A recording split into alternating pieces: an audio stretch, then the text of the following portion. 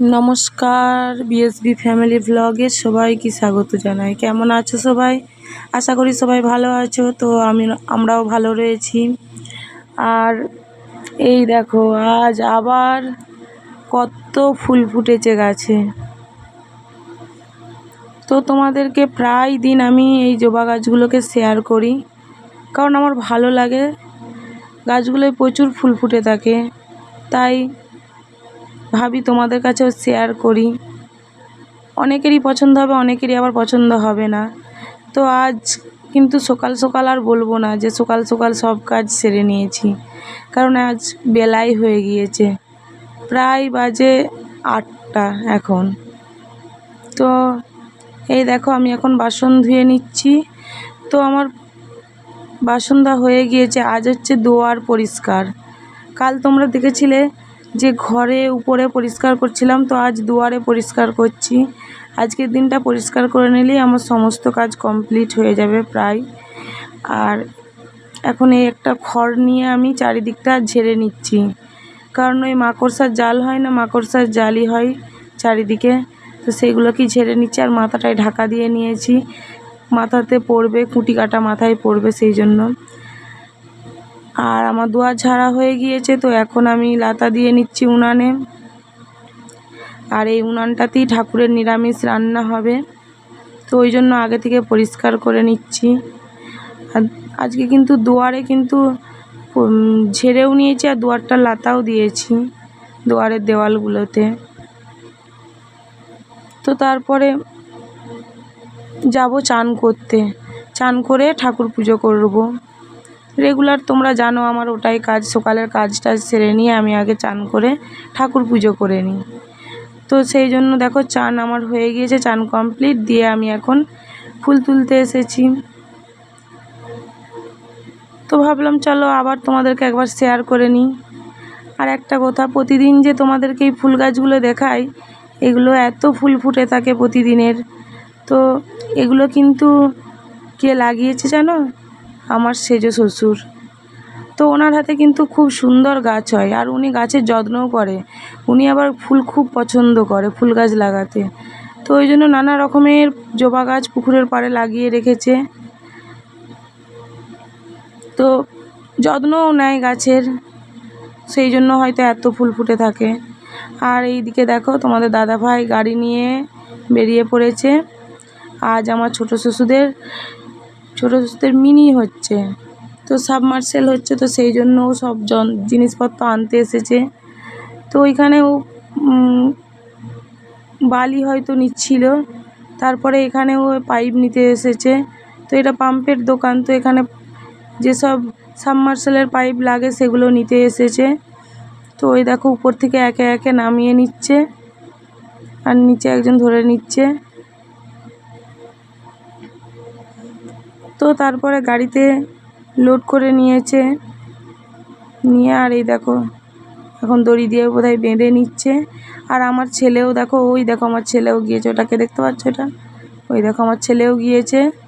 দুজনেই আজকে গিয়েছে, আর আজকে সারাদিন ওদের বাড়িতেই দুজনে ছিল। আর এই যে দেখো চলে এসেছে ওদের বাড়ি। তো সমস্ত কিছু নামানো প্রায় হয়ে গিয়েছে। কাজ চলতে চলতে হয়তো এখন একটু বন্ধ রেখেছে, হয়তো খাওয়া দাওয়া করছে। হ্যাঁ, সব এখন চা খাচ্ছে, বসে রয়েছে।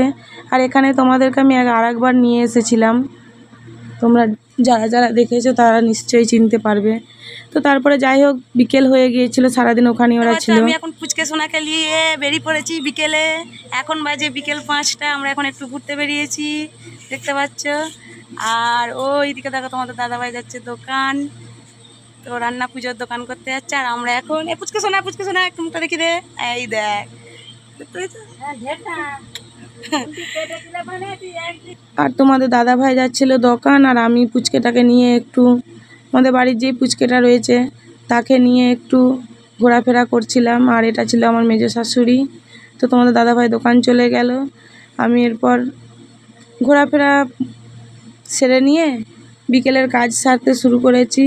তো প্রায় সন্ধে হয়েই এসেছিল, তো বিকেলের কাজ সব বাকি ছিল, তো সেরে নিচ্ছি এখন ঝাঁট দেওয়া। তো তারপরে দেবো সন্ধে দেবো, সেটাও তোমরা জানো যে আমি সন্ধে দিই প্রতিদিনই। আর এই দেখো আমি এখন তোমাদেরকে একটু বাইরের পরিবেশটা, বিকেলের দিকে পরিবেশটা দেখিয়ে নিলাম। এবার রাত হয়ে গিয়েছিল, তো রাতের খাবার জোগাড় করতে হবে। আজকে দুপুরে কোনো কিছু তরকারি হয়নি, যেহেতু আমি বাড়িতে একাই ছিলাম, তো আমি যা হোক কিছু দিয়ে খেয়ে নিয়েছিলাম। তো রাত্রে তো আর হবে না সেটা, তো রাত্রেই দেখো তরকারি করে নিচ্ছি। এটা হচ্ছে মুসুর কলাই আলু দিয়ে সিদ্ধ করে নিচ্ছি, আর এই তো এটা ডিম দিয়ে করব। তো দুটো ডিম এটা গুলে নিয়েছি, নিয়ে এখন ভেজে নিচ্ছি। আর ওইদিকে আলু সিদ্ধ হয়েই গিয়েছিল।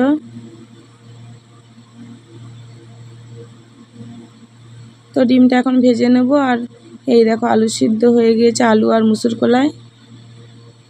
তো তারপরে যাই হোক ওগুলো সব রেডি হয়ে গিয়েছিলো। এবার আমি মশলাটা কষে নেব। তো তেলটা একটু গরম করতে দিয়েছি, এরপরে পেঁয়াজ দিয়ে নেব, আর পেঁয়াজটার উপরে একটু লবণ দিয়ে নেব। কারণ আমি যখনই তেলে পেঁয়াজ ভাজি তখন একটু সামান্য লবণ ছড়িয়ে নিই, কারণ পেঁয়াজগুলো তাহলে তাড়াতাড়ি ভাজা হয়ে যায়, এটা আমার মনে হয়। তো এই দেখো পেঁয়াজ আমার প্রায় ভাজা হয়ে গিয়েছে। আর এরপরে আমি দিয়ে দেবো আদা রসুন। তো আমি যেই তরকারিটা আজকে রাত্রে করেছি, এটা কিন্তু ভাতের থেকে রুটি দিয়ে সুন্দর খাওয়া যাবে এই তরকারিটা। যদি কারোর ভালো লেগে থাকে তো ট্রাই করে দেখতে পারো।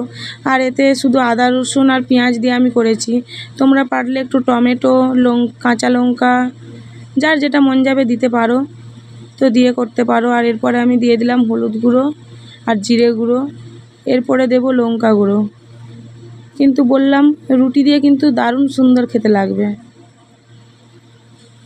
তো এরপর মশলাটা আমি ভালো করে কষিয়ে নেব। এই দেখো মশলা আমার প্রায় কষানো হয়েই গিয়েছে। এরপরে আমি আলু আর মুসুর কলাইটা দিয়ে দেব। তো আমি কিন্তু পুরোটাই দিলাম না, খানিকটা রেখে দিলাম, ওটা আমার ছেলের জন্য রেখে দিলাম।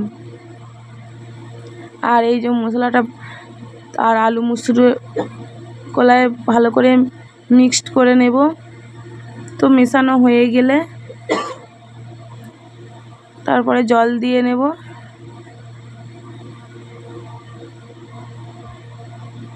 তো জল দিয়ে এরপরে একটু ভালো করে ফুটে আসলে ডিমগুলো ছড়িয়ে নেব।